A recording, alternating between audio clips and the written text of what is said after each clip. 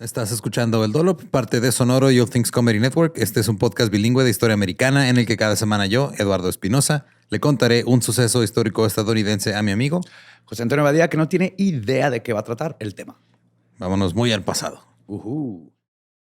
El agua con radio funcionó bien hasta que se le cayó la mandíbula. ¿En qué ojo me pongo el parche? Malditos salvajes incultos. Pagaba 25 centavos a los niños de la localidad por cada perro o gato que le llevaran. No, espérate, ¿qué? El parque se hizo consciente. El parque probó la sangre, güey. Ahorita. ¿De qué se va tan? Lo bueno es que nada más te trabas cuando lees, ¿verdad? Sí.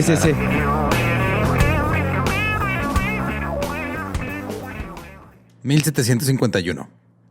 Benjamin Franklin escribió un ensayo titulado Observaciones sobre el aumento de la humanidad, la gente de los países, etcétera.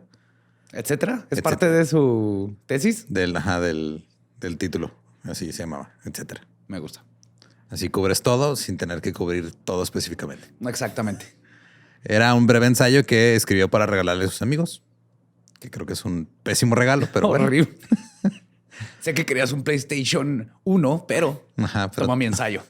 Sí, toma mis pensamientos para que los leas cuando quieras. Se publicó en 1755 y se reeditó 10 veces durante 15 años. Y discutía el crecimiento de la población. También decía que la esclavitud menguaba a la nación, confrontaba las políticas proteccionistas y proyectaba un gran aumento de la colonización inglesa debido a la disponibilidad de las tierras. Y también estaba preocupado por todos los alemanes que venían a Pensilvania. No hablaban el idioma inglés y no conocían la cultura. Y en el último párrafo decía, cito, ¿por qué se debe permitir que los pobres alemanes invadan nuestros asentamientos y al escucharlos juntos establezcan sus idiomas y modales con exclusión de los nuestros?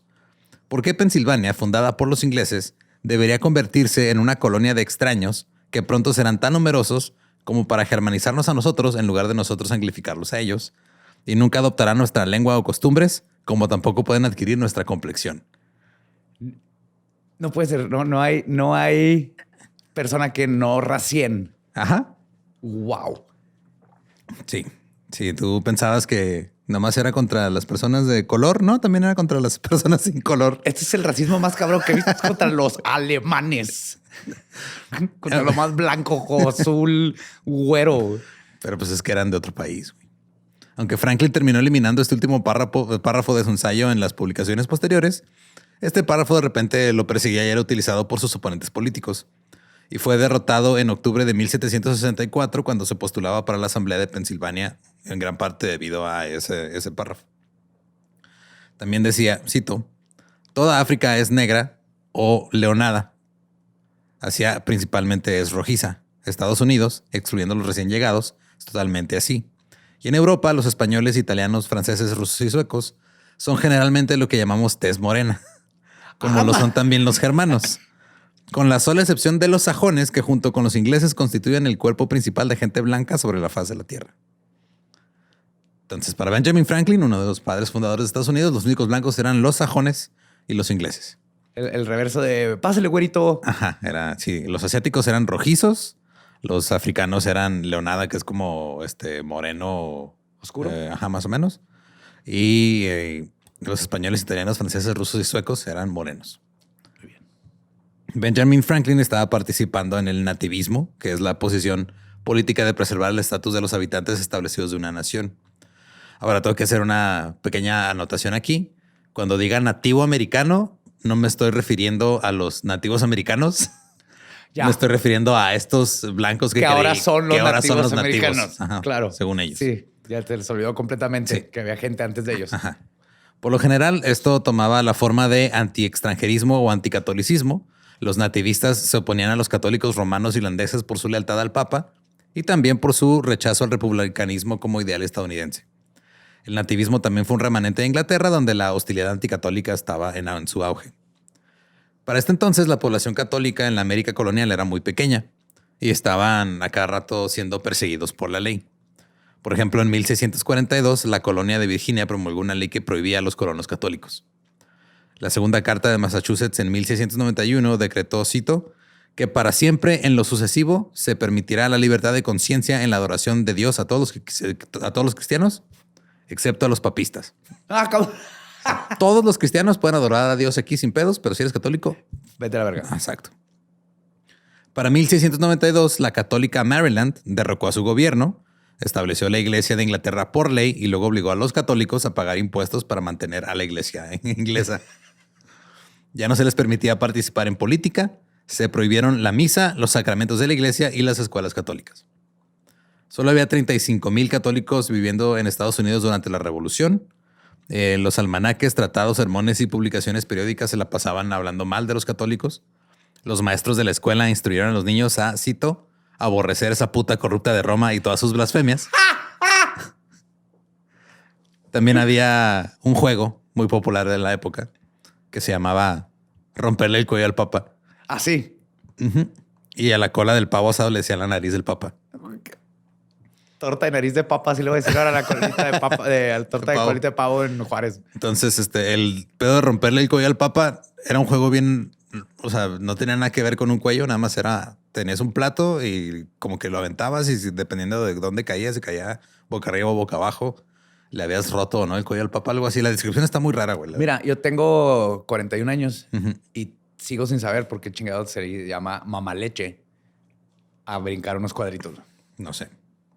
Algunos de los padres fundadores de Estados Unidos no eran católicos. En 1788, John Jay intentó que la legislatura de Nueva York prohibiera que los católicos ocuparan cargos públicos. La legislatura no estuvo de acuerdo, pero aprobó una ley que obligaba a todos los funcionarios a renunciar a las autoridades extranjeras. Esto incluía al Papa. Ah, sí, es como un rey. Cito, en todos los asuntos, tanto eclesiásticos como civiles. En 1798, el Congreso de los Estados Unidos aprobó 4 proyectos de ley denominados Leyes de Extranjería y Sedición, que fueron firmados por John Adams, el presidente. Estos proyectos de ley incluyeron nuevos poderes para deportar a los extranjeros y dificultar el voto de los nuevos inmigrantes. Antes, un inmigrante tenía que vivir en Estados Unidos durante 5 años para ser elegible para votar. Esta ley lo aumentó a 14 años. Wow. También hizo que las personas de naciones enemigas, que eran ¿Todos? Pues muchos, no fueran elegibles para la naturalización. En ese momento, el Partido Federalista dirigía el gobierno. Fueron el primer partido político estadounidense dirigido por Alexander Hamilton, el rapero. Estaba formada por banqueros y empresarios y creía en la política fiscal y el nacionalismo. John Adams fue el único presidente de este partido político. Eran muy populares en las ciudades de Nueva Inglaterra y veían a los extranjeros como una gran amenaza para la seguridad estadounidense. John Adams una vez fue a una misa católica nomás para observar y dijo que disfrutaba de la música, pero que se le hacían ridículos los rituales. Se comen el pezón, le sacan vino. Estos vatos se sientan, se paran, se sientan, se hincan, se paran. No entiendo. Un congresista federalista dijo que no había necesidad de, cito, invitar a las hordas de irlandeses salvajes ni a los turbulentos y desordenados de todo el mundo a venir aquí con una visión básica para distraer nuestra tranquilidad. Y no es sorprendente que el partido contrario, que era el Partido Demócrata Republicano, que eran así se llamaba originalmente lo que después se volvió el Partido Republicano. Este partido estaba compuesto por muchos extranjeros y ahora con las leyes de que ya no pueden tener cargos públicos, pues ya era bien difícil que tuvieran algo de poder. Eventualmente, Thomas Jefferson sería elegido en 1800 y las leyes de extranjería y sedición fueron derogadas. Principalmente la ley de enemigos extranjeros se mantuvo. Esa fue todavía de, tú eres un enemigo. Si eres de fuera, no puedes votar. Ajá. Pero Jefferson no era fanático de los católicos. Sobre la Iglesia Católica en Francia escribió, cito, creo que la historia no proporciona ningún ejemplo de un pueblo dominado por sacerdotes que mantenga un gobierno civil libre. En todos los países y en todas las épocas, el sacerdote ha sido hostil a la libertad. Siempre está en alianza con el déspota, instigando sus abusos a cambio de protección para los suyos. No está mal. Pues no está mal. Ajá. O sea, está diciendo algo que... Correcto. Pues, no lo hace bien lo que él está haciendo, pero no está mal lo que está diciendo. Ajá. Pero los católicos siguieron llegando. En 1820 la población de católicos creció a más de 300,000. Había grandes temores entre algunos estadounidenses nativos. Ahora me refiero a los que reemplazaron a los verdaderos nativos. Es que estos católicos no dejan de coger. Tienen 14, 15, 20 hijos. Y tenían miedo de que trajeran ideas antidemocráticas a Estados Unidos y que esto condujera a un gobierno autoritario. Su lealtad al Papa era vista como lealtad a un líder político extranjero Y también creían que los católicos no permanecerían leales a Estados Unidos y esto socavaría su sistema. Sí, si el Papa un día dice, ahora todos son italianos porque Dios dijo. Ajá. En la década de 1830, inmigrantes de Irlanda y Alemania llegaron a los Estados Unidos. Esto aumentó considerablemente la población católica. Entre 1830 y 1850, 2 millones de inmigrantes llegaron a Estados Unidos y con esto llegaron nuevos movimientos anti-inmigrantes. Los inmigrantes sin educación ni capacitación fueron culpados por la pobreza, el crimen, las enfermedades en Nueva York y otras ciudades importantes. Los trabajos eran difíciles de conseguir y, por supuesto, le echaban la culpa a los migrantes que estaban quedando con todos los trabajos. Claro. Oigan, ustedes no pueden venir aquí de las Islas Británicas a ponerse en esta tierra, a trabajarla y quitarle el trabajo y madrear a los que viven aquí. Y el nativo disculpe. Cállese, estoy hablando con los morenos estos irlandeses. También se les culpó de los bajos salarios, de las viviendas caras. La ciudad de Nueva York se quejó en 1830 de que sus servicios sociales estaban siendo desbordados por el elemento extranjero. Cuando los estadounidenses están seguros de su propia posición social, los inmigrantes son vistos como inofensivos. Pero si la población inmigrante aumenta mientras ellos enfrentan conflictos sociales, el choque cultural se convierte en una crisis. Claro, y le echan la culpa a todo. Y le echan la culpa a los inmigrantes, que es lo que ha pasado cada siempre 10, 15 años. Ajá. Ajá. Los nativos y los inmigrantes luego se pelean por lo que significa ser estadounidense en realidad.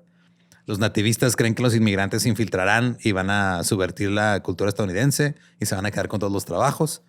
Y luego se levantan y se unen para repeler a las hordas de inmigrantes. Y luego nacen movimientos sociales. Repeat. Ahí así funciona. Rinse, repeat. Ajá, es un ciclo de lavadora. Los inmigrantes católicos irlandeses reaccionaron a estos ataques volviéndose hacia adentro y hacia la iglesia. Fue como de, estos güeyes nos están chingue, entonces nos quedamos aquí entre nosotros y nos vamos a misa y nomás vamos a como mantener todo entre irlandeses. La iglesia empezó a patrocinar organizaciones benéficas y educativas que fueron fundamentales para ayudarlos a sobrevivir en un entorno hostil, porque nadie los quería más que ellos mismos. Sí. Por supuesto, esto solo se usó en su contra, porque los estadounidenses los ven como, mira, vinieron de otro país y en lugar de integrarse, están ahí todos en grupito juntos. Pero luego en lugar de estar acá más cerca de nosotros, nos los podemos agarrar y putear. Exacto. Y ser racistas contra ellos. En lugares como la ciudad de Nueva York, donde había muchos inmigrantes, el Partido Demócrata les dio la bienvenida y los demócratas eran populares en el oeste y el sur y los inmigrantes le dieron un punto de apoyo en ciudades grandes como Nueva York. Esto solo hizo que el nativismo creciera más y esto aumentó el aislamiento de los católicos. En las ciudades, los protestantes irlandeses y los nativos organizaron grupos y comenzaron a repartir literatura anticatólica y a imprimir periódicos que odiaban a los católicos. Entre 1830 y 1860 hubo al menos 270 libros, 25 periódicos y 13 revistas dedicadas nomás a odiar católicos. Era así, o sea, literal, estaban escritos nada más para chingar a los católicos y ya, no tenían otro propósito, güey. Qué padre. No había Playboys, pero había literatura de hate. En 1836, Maria Monk publicó un libro llamado Awful Disclosures of the Hotel Nunnery of Montreal, que nomás eran historias de un convento en Montreal. Ahí en ese libro escribió sobre relaciones sexuales forzadas con sacerdotes y asesinatos de monjas y niños. Fue un libro increíblemente exitoso, que era completamente falso.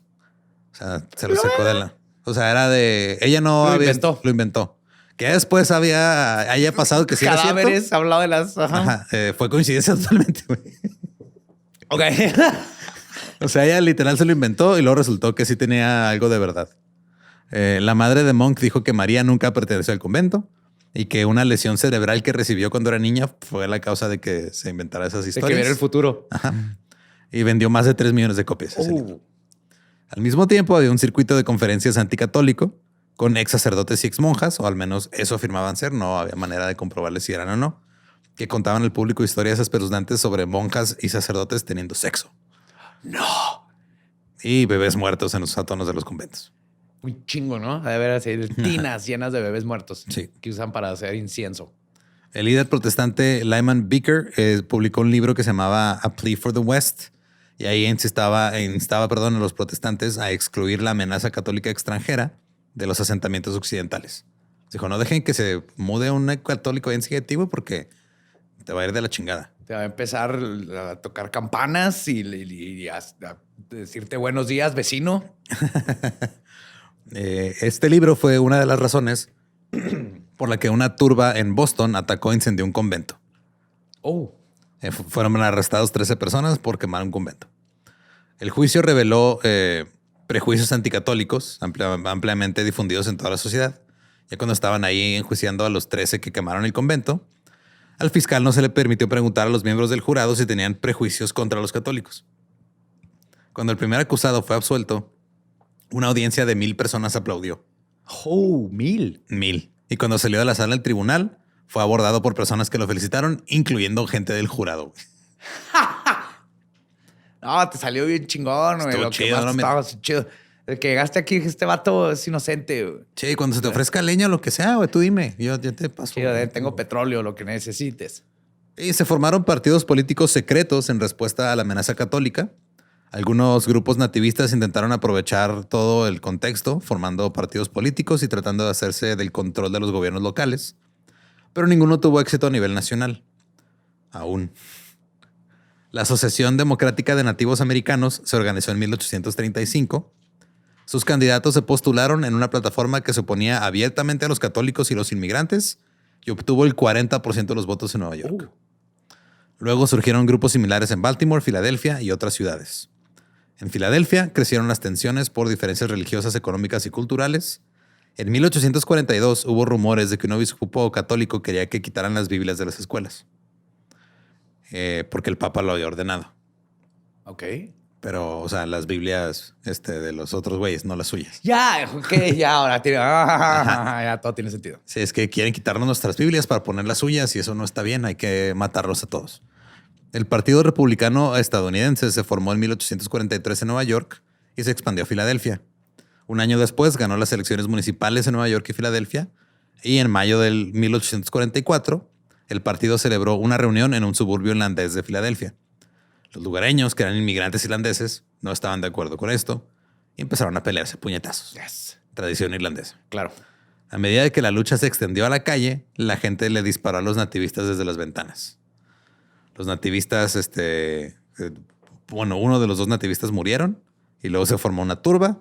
Los nativistas atacaron un seminario y algunos hogares católicos. Cuando la turba terminó de hacer su desmadre, había 4 muertos. Y la neta era difícil de tener una turba en estos tiempos porque no había policía. O sea, había un sheriff y 3 güeyes. Que no había forma de tener. Ajá. Llegaba una turba y ya era de, pues ya valió madre. No, pues es que Ramiro, vámonos a echarnos un cafecito. Esto se va a poner feo. Ajá. No, pues lo que hacía el sheriff literal era agarrar a los que quisieran, así, ahora le vénganse y hacían como una especie de pandilla y los hacían. Oh, sí. Ajá. Vénganse, vamos a chingar a esos güeyes. Y no siempre se los chingaban. Un par de días después, los disturbios volvieron. Nativistas destruyeron una estación de bomberos, 30 casas y un mercado. Una milicia estatal llegó para detenerlos. Pero el día siguiente, otra vez hicieron su desmadre. Una iglesia católica fue incendiada y la multitud aplaudió cuando cayó el campanario. El alcalde pidió a la multitud que se detuviera y lo apedrearon. Una escuela y el seminario fueron quemados y esta vez murieron 14 personas. Oh, fuck. El alcalde creó una fuerza para proteger a las iglesias católicas. Porque, insisto, o sea, el hecho de que hagan o sea, que no estés de acuerdo con lo que creen, pues no te da derecho a que vayas a matar matarlos. Gente y quemarle sus cosas, exactamente. Luego, en julio, cuando los nativistas vieron que estaban llevando armas a una iglesia y que estaban siendo utilizadas por los voluntarios para protegerla, se volvieron locos. La iglesia estaba rodeada y después de unos días había una gran multitud nativista y una gran pandilla junto con los militares que protegían la iglesia. Empezaron a pelear. Duraron horas. Trajeron cañones, güey. ¿Cañones? Ajá. Duró un día completo la batalla. 15 personas murieron al menos. Padre nuestro. ¿Cuál Padre nuestro? Padre nuestro, mío. Es Padre mío. Prendan los cañones. Es que súper irónico. Mismo Dios, misma Biblia.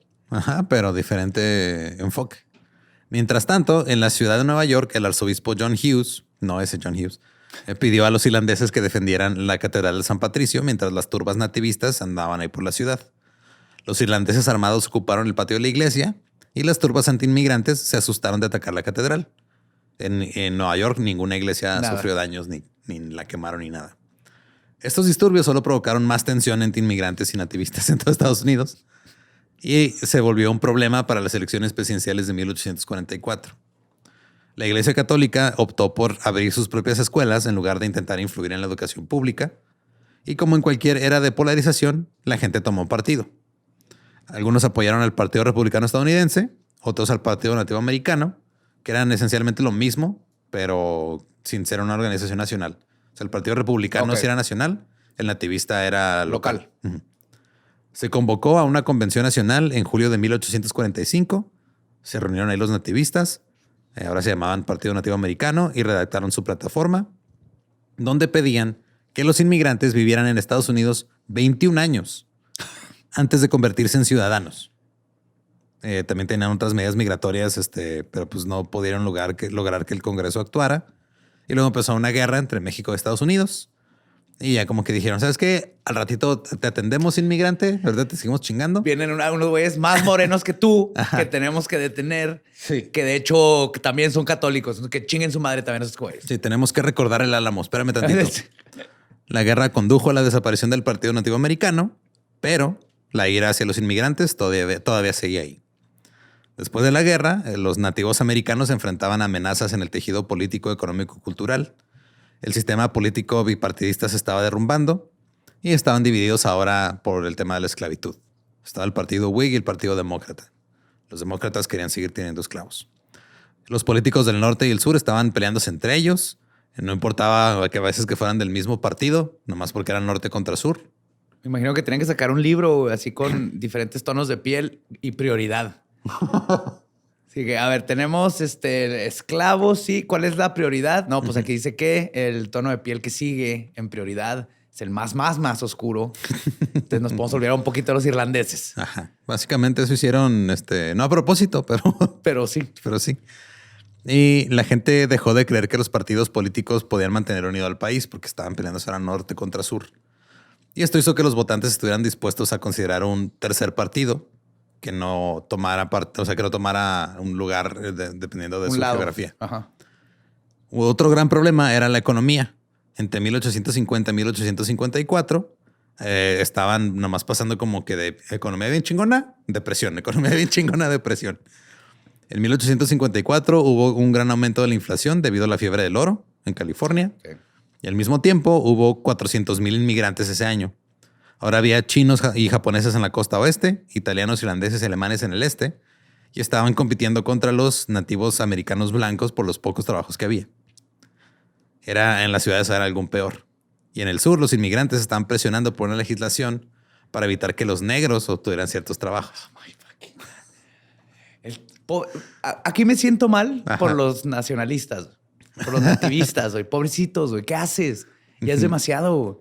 O sea, te llegan ahora los italianos, morenosos, mediterráneos, pero traen pasta al mismo tiempo. Y te están llegando los mexas por abajo, pobrecitos, güey. También hay que tenerles un poquito de empatía. Sí, tanto trabajo que les costó quitarle las tierras a los que estaban aquí antes. Exacto. Y para ahora, que lleguen ahora a quitárselas aquí no odias a ellos. más, güey, ¿no? O sea, ya tenía así como que toda mi vida me enfoqué en odiar a los pinches alemanes.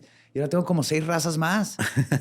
Me voy a cansar de tanto odio. Uno nomás tiene una vida para odiar.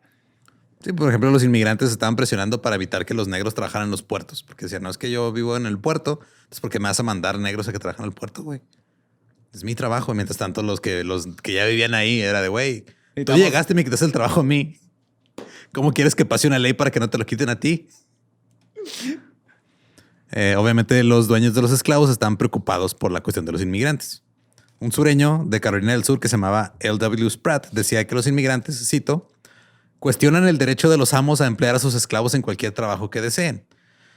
Y así el pueblo de Charleston, en el corazón mismo de la esclavitud, puede convertirse en una fortaleza del poder democrático contra la esclavitud. Porque llegaban los inmigrantes y le decían, oye, güey, como que no está bien que uses a ese güey para que trabaje a la fuerza. Claro. Y decían, ¿cómo te atreves? Tú no sabes de nuestras costumbres. ¿Tú de dónde vienes? A ver, ¿allá no tienen esclavos o qué? No. Pero tenían. Pero ya no. ¿No sabes qué? No estoy de acuerdo contigo, entonces voy a ver cómo te chingo. Los nativistas vincularon la pérdida de su seguridad económica con el aumento de la mano de obra inmigrante que estaba ocurriendo por mera coincidencia. O sea, no era un pedo de que los inmigrantes estaban causando una crisis. Había una crisis y llegaron inmigrantes. Ya. Sí, nada que ver. Ok. Entonces estos dijeron, no, es por culpa de ellos, güey, no es por culpa de los malos manejos del gobierno actual. Y como señaló Benjamin Franklin, había grandes diferencias culturales, además de la religión. Los inmigrantes también querían reforma social, escuelas gratuitas y algunos querían templanza.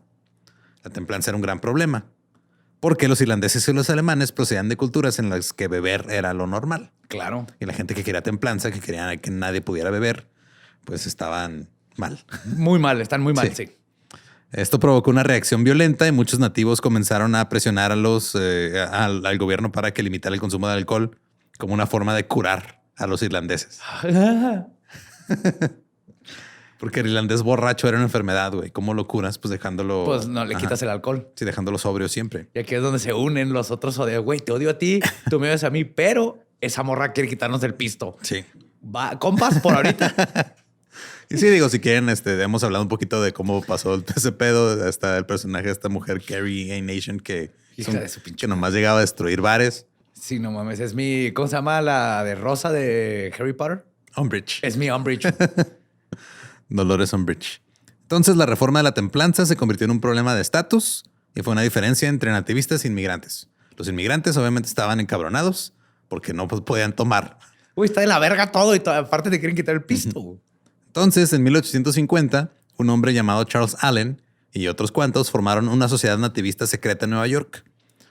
Las sociedades secretas estaban de moda en ese entonces. También vergas. Era la era de los templos masónicos, caballeros templarios, el Ku Klux Klan que está empezando con sus reuniones secretas. Las reuniones secretas eran una tradición de las órdenes fraternales. Esta se llamaba The Order of the Star Spangled Banner o la Orden de la Bandera de Estrellas. Para poder entrar tenías que tener 21 años, ser protestante y seguir órdenes sin cuestionarlas. Bien. Eso mínimo 21 años, ser protestante y hacer lo que te digan. Ajá. Tenían sus señales, sus rituales y sus juramentos sagrados. Y tenían 3 objetivos: evitar que los ciudadanos no nativos ocuparan cargos públicos, impedir que los nativos católicos lo hicieran y sostener y defender a la Unión. Entonces, si había un americano blanco que fuera católico, también lo mandaban a la verga. No más por ser católico. No más por ser católico. Okay. También crearon un héroe misterioso al que llamaban Sam. ¿Tío Sam? No era el tío Sam, era otro Sam. ¿Hay varios Sams? Aparentemente varios Sams. Sam creía que Estados Unidos gobierna Estados Unidos, nadie más. Ajá. Y unirse a la orden se conocía como ir a ver a Sam. Si de ahí vengo, voy a ver a Sam. Ok. Y este tal Sam tenía cualidades como de un dios. Hay muchas esposas ahí que creo que su esposo le estaba poniendo el cuerno con un vato. Ajá. Pues de cierto modo. Ajá. Ahí vengo, mi amor, voy a ver a Sam. Otra vez, iba a llegar a las 4 de la mañana. De hecho, tenía cualidades como de dios, este ser mítico que se crearon. Decían, cito, nunca golpea sin previo aviso, pero cuando lo hace, el borde de su claymore corta las articulaciones y la médula y cae un hecatombe con cada golpe. A la fuck, what? Se crearon un dios estos güeyes. Sí, con espada. Para chingarse a los que creían en otro dios. Sí, es cierto. Y es un dios sobre su dios. Ajá. Que se llama Sam. Ajá. Esta sociedad seleccionó candidatos para cargos públicos y decidió votar por los candidatos que consideraban más estadounidenses. Si ese güey se ve bien gringo, vota por él. Mantuvieron un perfil bajo y a menudo negaban lo que estaban haciendo porque la gente llegaba y les decía, oye, ¿qué pedo? ¿Qué estás haciendo? Y su respuesta era, I know nothing. Yo no sé nada. Okay. Cuando los periodistas les preguntaban y les contestaban, I know nothing, se desesperaban, pero era porque todos habían jurado mantener el secreto.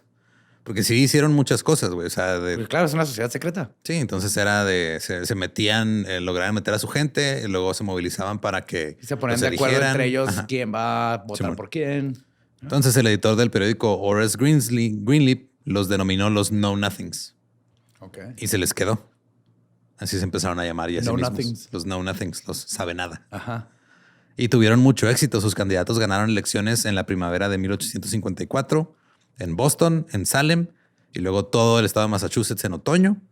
En Boston crearon una junta especial para investigar la vida sexual de las monjas. ¿Cómo? Que los tenían muy preocupados. Querían saber. Yo, José Antonio Badía, me voy de voluntario a entrar. Dices que hay puras mujeres en ese claustro, ¿verdad? Puras mujeres. ¿Puras mujeres? Sí. ¿No hay penes alrededor? No. No pueden tener sexo. ¿Tienen años sin tener sexo? ¿Es lo que me estás diciendo? No, pues yo, por el honor de nuestra fraternidad, me me propongo como candidato para investigar. Yo investigo. Ven, todos deberían ser igual de valientes que él. Gracias. Es por mi país. El candidato de los Whigs a la alcaldía de Filadelfia, después de, o sea, ya cuando estaban a punto de llegar las elecciones, ya como que dijo públicamente, hey, soy know nothing. Y eso lo levantó bien cabrón y ganó. Porque ya sabe, ya estaban. Como Fight Club, dijo Project Mayhem. Sí. Y ganó, pero así, o sea, aplastó las elecciones bien cabrón. Y luego lo que hizo fue que todos los ciudadanos naturalizados que estaban en la policía fueron despedidos. El alcalde de Washington, D.C. también era un know nothing. Ayudaron a ganar al alcalde de San Francisco, al gobernador de California. Un juez en la Corte Suprema del Estado de California, que también era un know nothing, dictaminó que ningún chino podía testificar contra un hombre blanco en la corte. What? Sí, que eso ya lo platicamos en lo de la policía de Los Ángeles cuando estaban chingando chinos. El Levi Boone fue elegido alcalde de Chicago, también era un know nothing, y luego excluyó a todos los inmigrantes de los trabajos de la ciudad. Fue de nadie puede tener un cargo en la ciudad si es inmigrante. Ahora, una de las formas en las que lograron ganar tanta popularidad tan rápido es que se alinearon con varias pandillas. Con la de DiCaprio y así como Gangs of New York. Algo así, güey, Simón. Ajá. Estaban los Rip Raps, los Pug Uglies, los Bowery Boys. Se juntaron con ellos y esos se volvieron como su milicia. Que trae hasta los Bad Bunnies, los Shorties y los Big Macs. Es que Pug Uglies está bien. Pug Uglies está bien. Los Know Nothings tenían también su propia organización paramilitar que se llamaba los Wide Awakes. Y ellos espantaban a los inmigrantes cuando había elecciones. Ok, a que no votaran. Ajá. Obviamente esto funcionó. A medida de que su éxito alcanzó su punto máximo, el futuro presidente Rutherford Hayes observó, cito, la gente odia a los católicos. Los Know Nothings tuvieron tanto éxito que decidieron organizarse a nivel nacional y convertirse en un partido político. Trabajaron en secreto durante algunos años. Luego, en 1855, ya se renombraron a sí mismos el Partido Americano. Okay. En este punto, el partido ya tenía una membresía estimada de 1.250.000 personas. La mayoría eran gente de clase media baja o trabajadores de cuello azul. Y estaban en contra de las élites, la riqueza y la gente con experiencia. Así de que... Sí, güey, o sea, eran anti-intelectuales o anti-expertos. Queremos gente que no piense. Aquí tú... ¿Qué piensas? Pues nada, no sé nada. Bien, le entra, eres parte, vamos a votar. Sí, entonces ellos están en contra porque ellos pensaban que, por ejemplo, alguien que tuviera mucho expertise en algo era un snob o un elitista que le estaba quitando oportunidades a la gente que no sabía nada para aprender y llegar a ese punto. Ya. Entonces era básicamente los pobres contra la clase alta. Ajá. Donde empezaron a gobernar, aprobaron leyes para regular ferrocarriles, compañías de seguros y servicios públicos, financiaron libros para escuelas y dieron más dinero a las bibliotecas. Estaban en el apogeo de su poder en 1855 y obviamente aprovecharon para empezar a vender su mercancía. Vendían dulces, Know Nothings, vendían té, Know Nothing, vendían palillos de dientes, Know Nothing. ¿Palillos de dientes? Sí, todo tenían. Camisas, cachuchas. Ajá, claro. Pero manos de foam así con el dedote. No, nothing. Y digo, estaban haciendo algunas cosas buenas, pero su deber más importante era detener a los católicos. Claro. No se olvide, caballeros. Sí. Hay muchos católicos allá afuera. La República... Mientras dormimos. Están comiendo... Están tomando vino consagrado. La República fue descrita por el partido como un lugar ideal que necesitaba ser defendido a toda costa. Cito. Examine la historia de la Iglesia Católica Romana a lo largo de todos los tiempos. Su curso siempre ha sido consistente. Como el legendario árbol Upas, su oficio es destruir toda organización saludable que exista. Es una serpiente que no da alarma, una plaga moral en un miasma político. En una palabra, es ese sepulcro blanqueado que por dentro está lleno de huesos de muertos y de corrupción. El infierno debe regocijarse y los demonios exultar en una institución tan maldita. Mientras florezca, Satanás no necesitará emisarios. Está muy bonito eso que dijo. Yes. No estoy de acuerdo con ellos, pero estoy de acuerdo con lo que dijeron. Yes. Y para detener el mal católico, todo lo que tenía uno que hacer era unirse al partido y votar por los Know Nothing. Ya con eso era... Ellos se van a encargar de todo. Una vez en control, el partido iba a endurecer las leyes de naturalización y evitar que los católicos ocuparan cargos públicos para evitar que pudieran pasar leyes o pudieran influir. Y meter la religión ahí, meter la religión, ellos lo están haciendo de su manera, pero sí. Sí, o sea, es un pedo de no quiero tu religión, va a estar la mía, pero la tuya no. Exactamente. O sea, ni a quién irle, la neta. Porque ellos querían detener el complot católico. Curiosamente, dijeron que esto no comprometería la libertad religiosa de los católicos. Puede seguir siendo católico. Exacto. Te va a partir la madre, pero... Porque la libertad religiosa estaba entrelazada con las fuertes creencias estadounidenses de que habían fundado la nación. Tú puedes creer en lo que quieras. Ajá. Nomás lo mío es lo que importa, lo tuyo no. Sí. Creían que solo estaban sacrificando los derechos políticos de unos pocos inmigrantes y que lo estaban haciendo por amor. Ay. El líder del partido Know Nothing lo resumió. Se llamaba Frederick Anspach. Cito: es porque amamos a los inmigrantes y los intereses de nuestro país que no les daríamos una posición política más alta que la ciudadanía. Y eso solo después de que estén debidamente preparados. Y como tales pueden ser felices y útiles. Es que pobre, los católicos están todos pendejitos, güey. O sea, tú ve y siéntate, híncate, siéntate. No quieres un espacio donde puedas decir y decidir qué va a pasar. Deja la política para nosotros. Está hueva, güey. La neta está hueva, güey. Ajá. No quiero estar acá, güey. Lo hago por tu bien, güey. Sí, mira, es por tu bien. No te conviene. Yo me encargo. 8 horas, firmar y firmar pinches papeles todo el día, güey. No. Y digo, era extraño también porque al mismo tiempo las turbas nativistas cada vez eran más descaradas y más despiadadas con sus ataques antiinmigrantes. Durante las elecciones en Louisville a principios de agosto iba a haber una elección polémica. George Prentice, editor del periódico de Louisville Daily Journal, indignó a los nativistas con editoriales en el periodo previo. Denunció la influencia pestilente de los enjambres extranjeros, leales a un déspota italiano inflado que mantiene a la gente besándole los dedos de los pies todo el día. Entonces estaban enojados porque este güey dijo eso y estaban a punto de agarrarse madrazos. El 6 de agosto la ciudad estaba tensa. Alrededor de un cuarto de los que vivían en la ciudad eran católicos alemanes e irlandeses, en su mayoría recién llegados. Los Wide Awakes estaban en las urnas y solo dejaban votar a los hombres que llevaban una boleta amarilla de los Know Nothing. A cientos se les impidió votar. Un ex congresista se presentó ante los Know Nothings para que le interceder por todos y decir, es que todos tienen derecho a votar. Ajá. Y lo golpearon. Claro. Y los católicos irlandeses no estaban contentos con este giro de acontecimientos. Por la tarde, la situación escaló. 15 hombres fueron baleados, incluido un policía. 3 de ellos murieron. Casas de los alemanes fueron asaltadas y saqueadas. Alrededor de las 4 de la tarde, una gran multitud entró en el barrio alemán en la calle Shelby con escopetas, mosquetes y rifles y comenzó a atacar. El alcalde, que era un... culero ser el del mosquete, güey.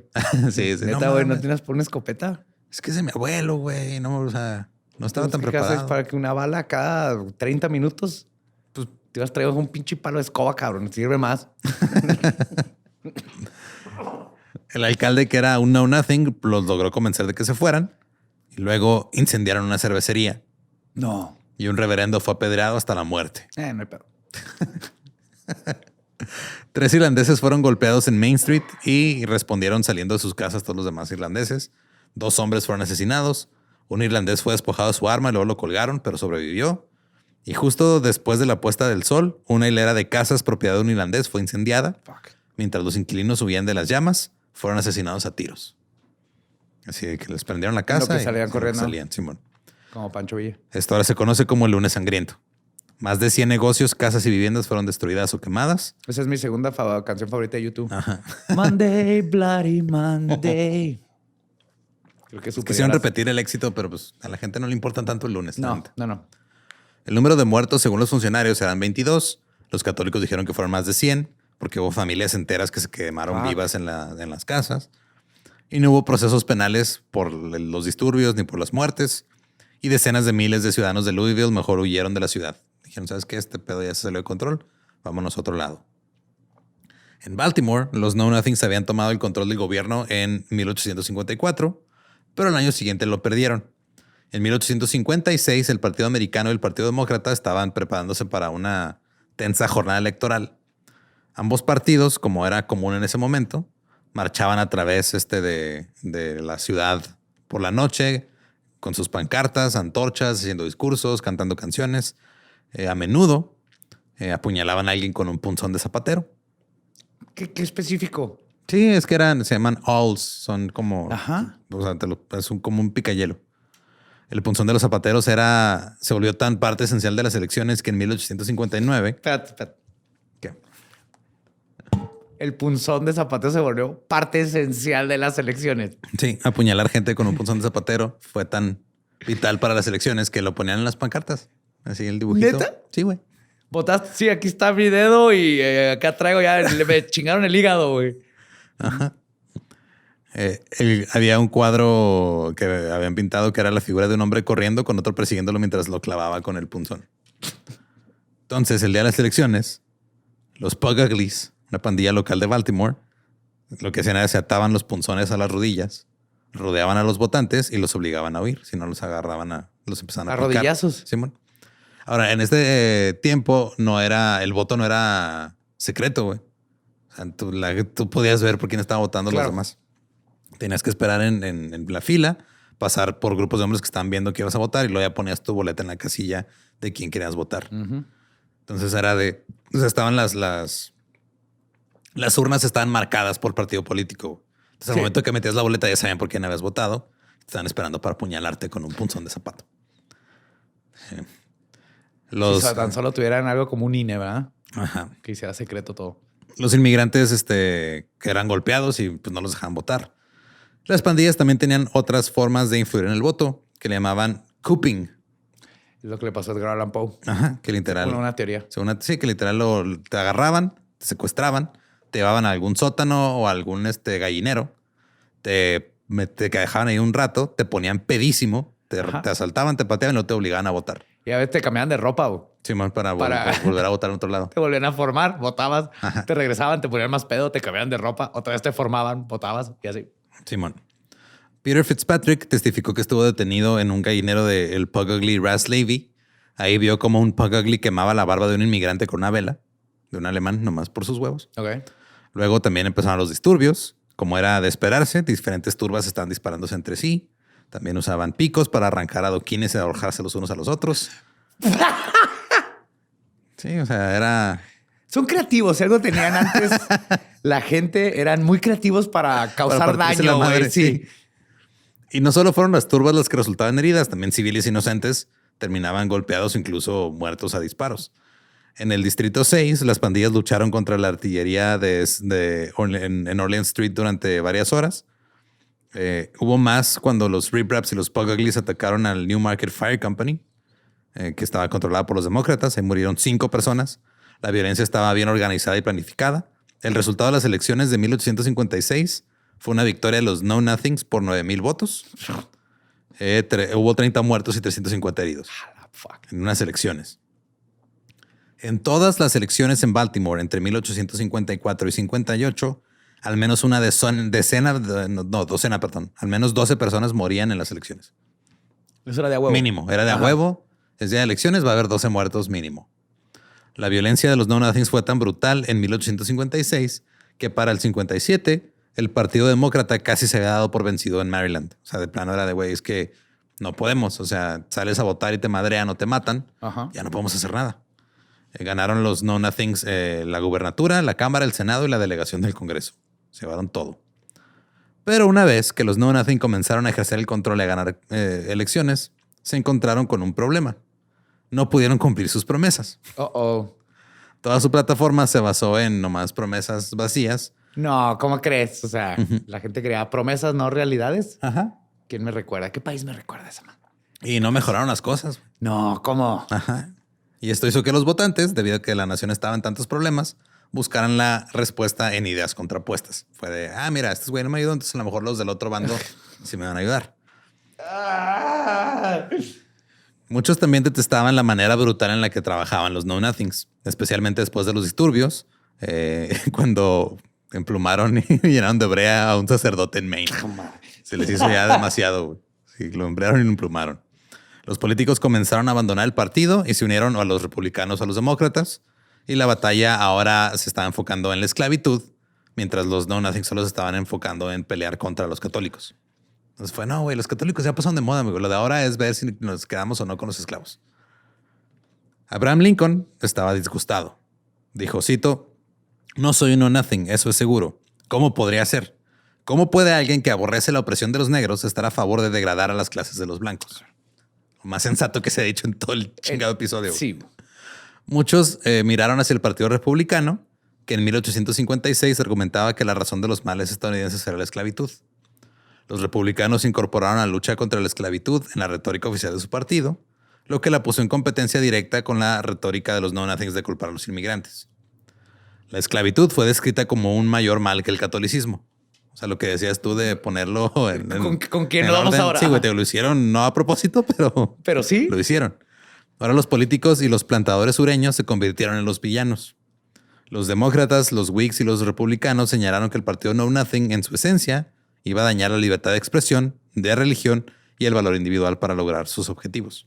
Porque sí, o sea, era de sí, o sea, se supone que el Estados Unidos de América fue fundado con todas las libertades que quería mantener. Sí, la idea de la libertad para todos y las libertades que tenemos todos intrínsecas, nomás por ser seres humanos. Aunque en la práctica llevan siglos y siglos peleándose por quitarle libertades a los demás, supuestamente se fundó en esos principios. Y está, sí, si lees la Constitución original, está preciosa. Hasta México se tomó prestado de ahí. Ya en la práctica, ahí entra la gente. Ahora es cómo se podría destruir a los católicos. O sea, no se podía hacer sin también quitarle derechos a los estadounidenses. Esta contradicción debilitó a los Know Nothings y varios miembros del partido también se empezaron a ir, ya no lo estaban pelando. Otro gran problema del partido fue que no vieron el cambio en los Estados Unidos, porque no era un solo país ya, ahora se está dividiendo en norte contra sur. Toda la plataforma de los Know Nothings se construyó sobre la base de ser una república unida y ya no tenía sentido porque ahora estaba el norte contra el sur. Entonces ahora de güey. Los Know Nothings del sur ya no tenían que ver con los del norte. Exacto. Y el partido simplemente ignoró la verdad de las realidades políticas cambiantes y fue en gran parte el final de ellos. De hecho, varios partidos que han salido en Estados Unidos han sufrido el mismo final. O sea, de que les va bien un ratito y luego cambian las cosas y no se adaptan y mueren. En resumen, un partido empezó a usar a su favor el odio entre clases para llegar al poder, y luego ya estando en el poder tenía una bola de pelajustanes que no les importaba si estaban preparados o no, nomás era que los apoyara y no cuestionaran, y luego llegaron al poder y luego todo valió madre. Sí. Ok. Todo bien. Todo bien. Ese fue mi resumen. Sí, voy bien. En el sur, el partido era en su mayoría de los que eran del partido Whig, pero que no estaban a favor de la esclavitud. Eso se pasaron a los demócratas, porque los demócratas en ese tiempo eran los que querían esclavos. Los republicanos querían terminar con la esclavitud. En Luisiana y Maryland las cosas se pusieron tan mal que los Know Nothings comenzaron a aceptar católicos a sus filas. Sí. Resumí todo muy pronto. Agreguen eso al resumen. Sí. En el norte el partido colapsó rápidamente después de 1855. Se dividieron por el pedo de la esclavitud, porque algunos que sí querían, otros no. Esto eventualmente llevó a una división en el partido. Así que unos se quedaron con su dios inventado Sam y otros inventaron otro güey que era Jonathan, que formaron un partido anti-esclavitud y anticatólico, pero permitieron que los inmigrantes que eran protestantes estuvieran en el partido. Siempre y cuando estuvieran con ellos. Ajá, siempre y cuando no fueran católicos. Ok. Y ya al final muchos de los Know Nothings se fueron a los demócratas o los republicanos. En 1856 postularon a Millard Fillmore como su candidato presidencial. Obtuvo el 23% del voto popular e incluso ganó en el estado de Maryland.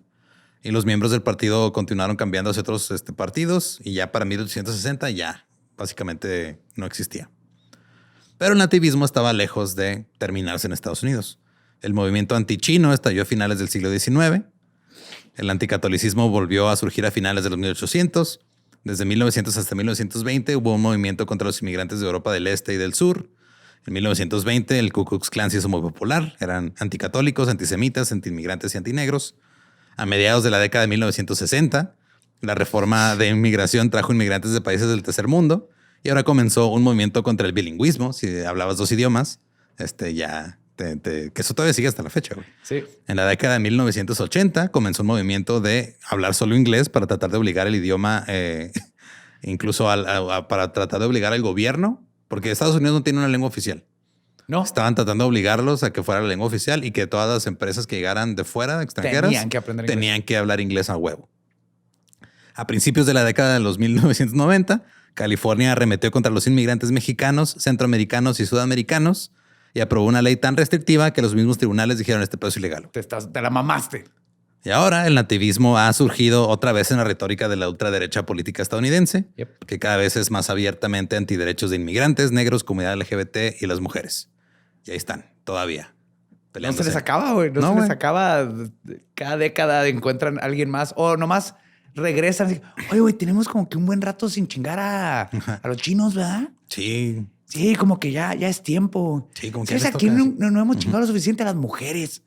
Como que otra vez, ¿no? O sea, hay que subirle al nivel. Como que no lo hemos hecho muy bien. Sí, como que volvieron los pantalones acampanados y la misoginia, güey. O sea, como que están regresando modas viejas, güey. O sea, ya. Sí. Ajá. El retro, ya es el retro hate. Ajá. Pues retroginia. Retroginia. Ya es muy... Misorretro, ajá. Sí, ya es muy vintage, güey. Ya. Sí. Ajá. Sí, ahorita es justo lo que está pasando. O sea, está pasando que hay gente ultraderecha que va con sus armas a pararse en las urnas para intimidar a los votantes. Sí, no hace nada. Nomás es el hecho de ver un vato con un pinche R15. Sí, están ahí, no le han disparado a nadie aún porque puede llegar a pasar. Lo cual, si te fijas, no es tan astuto como amarrarte unos punzones ahí de zapatero. Sí, güey. Antes sí tenían más imaginación. Y pues sí, esa es la historia del nativismo en América del Norte, por lo menos hasta ahorita. Sí, y no te olvides que somos América del Norte. No quiero ponerlo ahí en la mesa. Sí, sí. Si quieren escuchar el episodio en inglés, es el episodio 173 de The Dollop, The Know Nothing Party. Recuerden que nos pueden seguir en todos lados como @eldollop y a mí me encuentran como Ningún Eduardo. A mí me encuentran como el Bad Diablo. Y pues si no conocen su historia van a estar odiando gente nomás porque sí, güey. Eso no está chido.